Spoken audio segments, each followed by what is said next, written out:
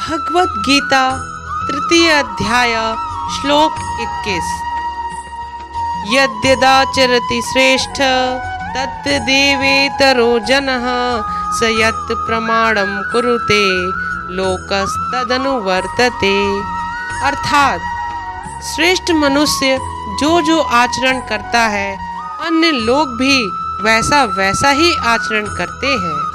वह जो कुछ प्रमाण कर देता है समस्त मनुष्य समुदाय उसी का अनुसरण करने लग जाते हैं।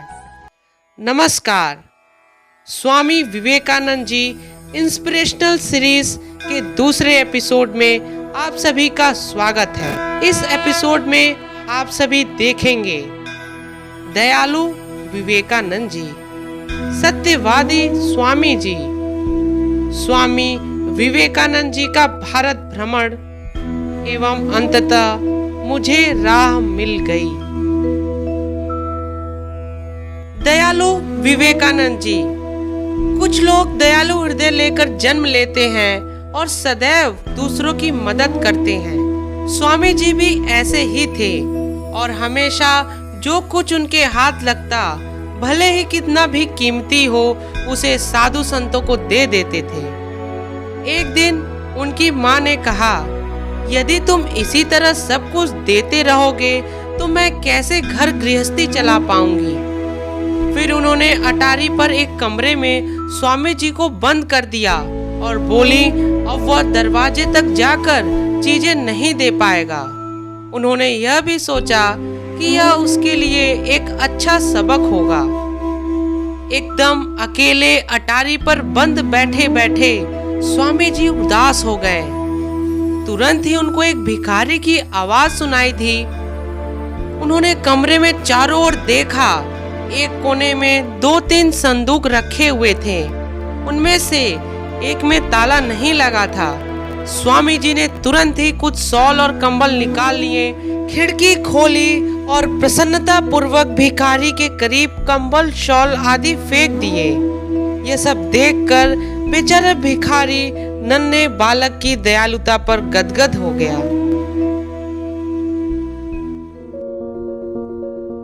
सत्यवादी स्वामी जी। एक बार की बात है, स्वामी जी से उनके मास्टर ने प्रश्न किया तो उन्होंने उत्तर दे दिया, लेकिन मास्टर ने कहा कि उत्तर गलत है। फिर स्वामी जी ने कहा, नहीं मास्टर जी, मेरा उत्तर बिल्कुल सही है। मास्टर जी उन पर बहुत गुस्सा हुए। स्वामी जी जब घर गए, अपनी माँ से सब कुछ बताया तो माँ ने कहा, मास्टर ने जो कुछ कहा है उसका ख्याल ना करो। तुम हमेशा सच बोलो जब तक कि तुम्हें लगे कि जो कुछ तुम कह रहे हो वो सच है।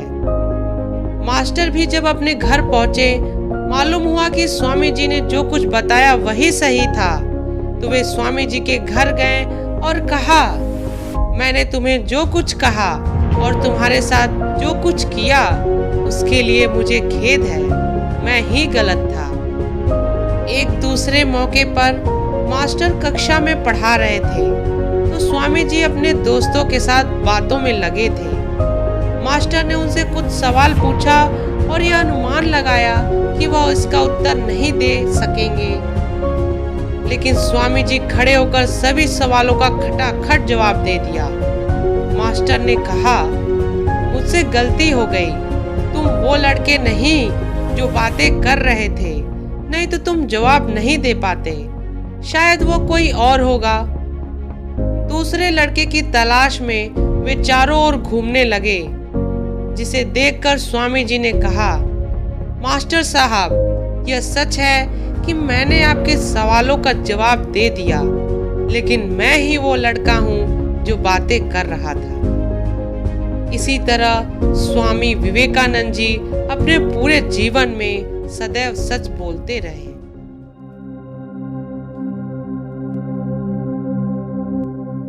स्वामी विवेकानंद जी का भारत भ्रमण। सन 1888 में स्वामी जी सन्यासी के रूप में देश भ्रमण के लिए निकले। उस समय उन्होंने अपने पास न तो एक भी पैसा लिया और न ही किसी तरह की सामग्री। वह भारत के विभिन्न भागों में भिन्न भिन्न तरह के लोगों के रहन सहन को देखना चाहते थे। अतः वह पैदल भ्रमण के लिए चल पड़े। वो गांव नगरों से गुजरे, वे पेड़ों की छाया में या फिर जहां जगह मिलती वहीं सोए रहते, विश्राम कर लेते और जो कुछ मिलता वही खा लेते थे। कभी बहुत गरीब लोगों के साथ तो कभी अमीरों के साथ, कभी झोपड़ी में तो कभी राजमहलों में अतिथि के रूप में रहते थे। एक बार की बात है, वाराणसी में जब स्वामी जी माँ दुर्गा के मंदिर से बाहर आए तो कुछ किटकिटाते हुए बंदरों ने उन्हें चारों ओर से घेर लिया। स्वामी जी उनके चंगुल में बिल्कुल नहीं फंसना चाहते थे, इसीलिए तेजी से आगे बढ़ चले। बंदरों ने उनका पीछा किया। इन सभी क्रियाकलापों को एक बूढ़ा सन्यासी देख रहा था। उन्होंने स्वामी जी को आवाज दी, रुको, पशुओं का सामना करो। स्वामी जी रुके, घूमे और जैसे ही बंदरों से उनका सामना हुआ, बंदर भाग निकले।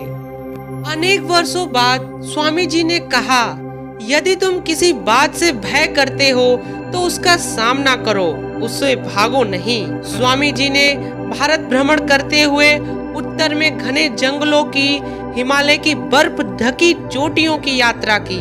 उन्होंने पवित्र तीर्थ स्थानों के साथ सुंदर मंदिरों को भी देखा। पश्चिम भारत के विशाल मरुस्थलों की यात्रा की। फिर स्वामी जी बम्बई गए। बम्बई से वे बेंगलोर, कोचीन, मदुरई होते हुए रामेश्वरम पहुंचे। वे जहां भी गए वहां उन्होंने गरीबों की तकलीफें ही देखी।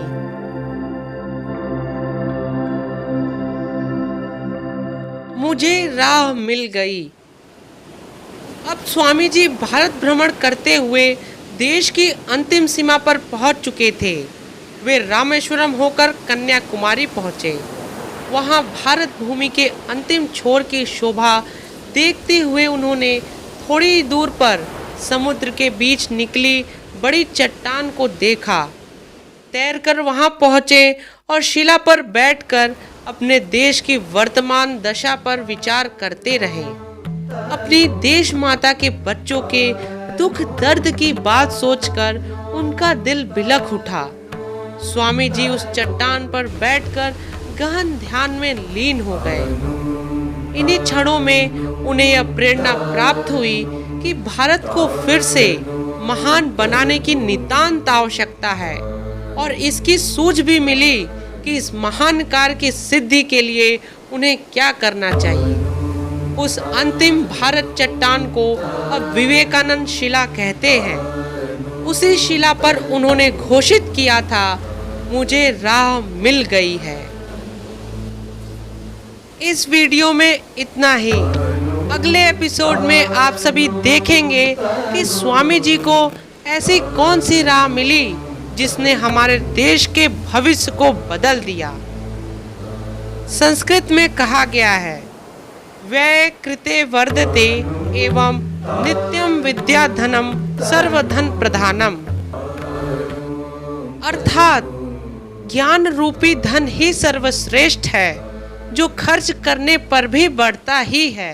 अगर आप सभी चाहते हैं कि विवेकानंद जी के ज्ञान एवं उपदेश से परिपूर्ण यह वीडियो अधिक से अधिक लोगों तक पहुंचे, तो इसे शेयर अवश्य करें।